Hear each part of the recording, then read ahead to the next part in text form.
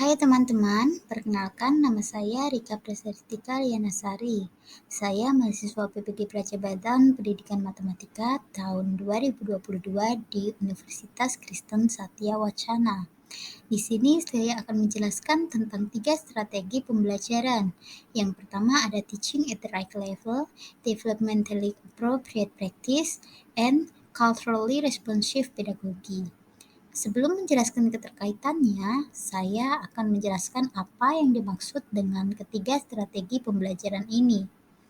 Yang pertama, teaching at the right level. Teaching at the right level merupakan suatu pendekatan belajar yang tidak mengacu pada tingkatan kelas, melainkan mengacu pada tingkatan kemampuan peserta didik. Yang kedua, developmentally appropriate practice merupakan suatu pendekatan belajar sesuai dengan perkembangan dari peserta didik. Dan yang terakhir yaitu culturally responsive pedagogy, yang merupakan suatu pendekatan belajar yang berfokus pada integrasi dan eksplorasi tentang budaya. Selanjutnya, saya akan menjelaskan keterkaitan antara ketiga strategi pembelajaran ini. Strategi yang pertama ada culturally responsive pedagogy. Praktek pengajaran yang responsif kultur dilakukan untuk dapat menghargai perbedaan-perbedaan dalam konteks budaya peserta didik. Budaya yang dimaksud merupakan kebudayaan sebagai warisan dari leluhur yang terus dilestarikan seperti kearifan lokal dan juga budaya yang menjadi kebiasaan dalam kehidupan sehari-hari atau yang disebut sebagai tingkah laku dari peserta didik tersebut. Sehingga kearifan lokal dan tingkah laku sehari-hari ini berkaitan dengan bagaimana peserta didik menerima dan memperkokoh identitas budaya. Sehingga ini juga berkaitan dengan mata kuliah Filosofi Pendidikan Indonesia, yaitu tentang identitas manusia Indonesia. Dengan guru memahami latar belakang kondisi sosial peserta didik dan kebudayaan mereka, maka pengajaran yang responsif kultur ini akan menjadi kegiatan pengajaran menjadi lebih bermakna dari peserta didik tersebut. Karena peserta didik nantinya akan mampu menerima bahwa pola dan lingkungan tempat tinggal itu terkoneksi antara satu dengan yang lain. Kemudian selain itu, cultural responsive pedagogy ini juga berkaitan dengan latar belakang kondisi sosial peserta didik.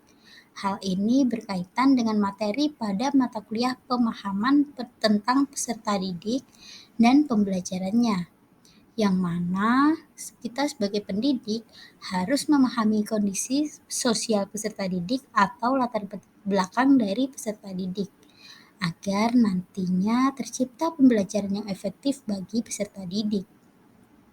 Proses pengajaran dan pembelajaran yang dilakukan guru seyogyanya harus mengkondisikan kelas sesuai dengan kultur khas pada peserta didik, yang mana hal ini berkaitan dengan developmentally appropriate practice, yang merupakan pembelajaran berdiferensiasi. Hal ini penting untuk dilakukan karena pembelajaran developmentally appropriate practice ini merupakan wujud dari kepedulian pendidik terhadap peserta didik dalam memperhatikan kekuatan dan juga kebutuhan dari peserta didik. Developmentally appropriate practice ini bertujuan untuk mengakomodir kebutuhan belajar peserta didik yang berbeda-beda, di mana penting bagi pendidik untuk memahami pembelajaran sesuai dengan karakter peserta didik, mulai dari gaya belajar, tingkat capaian, minat, dan juga lingkungan belajar. Sehingga developmentally appropriate practice ini dilakukan berdasarkan perbedaan karakter pada peserta didik. Melalui pemahaman karakter peserta didik yang berbeda-beda, diharapkan pendidik dapat menentukan diferensiasi pembelajaran yang disesuaikan dengan keragaman peserta didik. Apakah diferensiasi konten, proses, produk, ataupun diferensiasi lingkungan. Adanya pemahaman tentang karakter peserta didik ini juga berkaitan dengan mata kuliah pemahaman tentang peserta didik dan pembelajarannya untuk menerapkan proses pembelajaran yang efektif. Apabila pendidik telah memahami kondisi karakter peserta didik, Diharapkan pendidik dapat membuat kondisi lingkungan kelas yang mendukung kegiatan belajar peserta didik, sehingga pembelajaran nantinya akan lebih bermakna. Ilmu pengetahuan yang didapat peserta didik akan terkoneksi dengan lingkungan tempat tinggal peserta didik. Dengan menciptakan lingkungan belajar yang sesuai dengan kebutuhan peserta didik ini, berkaitan dengan prinsip pengajaran dan asesmen yang efektif, di mana pada mata kuliah ini dijelaskan bagaimana cara seorang pendidik menciptakan lingkungan belajar yang nyaman dan juga aman. Kemudian karakter peserta didik ini juga ada kaitannya dengan strategi pembelajaran teaching at the right level, di mana ada penerapan teaching at the right level juga harus berdasarkan pada perbedaan karakteristik peserta didik. Sehingga jika ada perbedaan tingkat capaian peserta didik, pendidik harus memahami bagaimana tingkat capaian peserta didik itu. Sebab hal ini berkaitan dengan komponen pembelajaran berdiferensiasi yang akan dijalankan nantinya.